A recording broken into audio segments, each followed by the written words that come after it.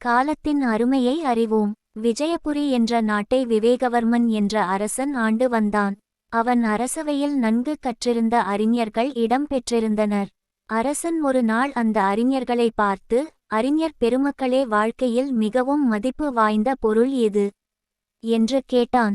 இந்த கேள்வியை கேட்டதும் முதல் அறிஞர், வாழ்க்கையில் மிகவும் மதிப்பு வாய்ந்த பொருள் உயிர்தான். உயிரில்லை என்றால் நம் வாழ்க்கையில் ஒன்றும் அனுபவிக்க முடியாது என்றான். இரண்டாவது அறிஞர், மன்னா, வாழ்க்கையில் மிகவும் மதிப்பு வாய்ந்தது அறிவுதான். அறிவில்லாமல் ஒருவரும் வாழ முடியாது என்று பதிலளித்தார். மூன்றாவது அறிஞர் எழுந்து, அரசே, வாழ்க்கையில் பொறுமை இன்றி நாம் ஒரு கணம் கூட வாழ முடியாது. எனவே மிகவும் விலை உயர்ந்தது பொறுமை தான் என்று பதில் அளித்தார். நான்காவது அறிஞர், அரசே, நம்ம பூமிக்கு வேண்டிய ஆற்றல் சூரியனிடமிருந்து தான் கிடைக்கிறது. சூரியன் இல்லை என்றால் பூமியில் உயிர்கள் கிடையாது. எனவே சூரியன்தான் உயர்ந்தது என்றான். ஐந்தாவது அறிஞர், வாழ்க்கையில் அனைத்தும் இருந்து அன்பு இல்லாவிட்டால் மனிதன் வாழ்ந்து ஒரு பயனும் இல்லை. எனவே அன்பு தான் மிக மதிப்பு வாய்ந்தது என்றார்.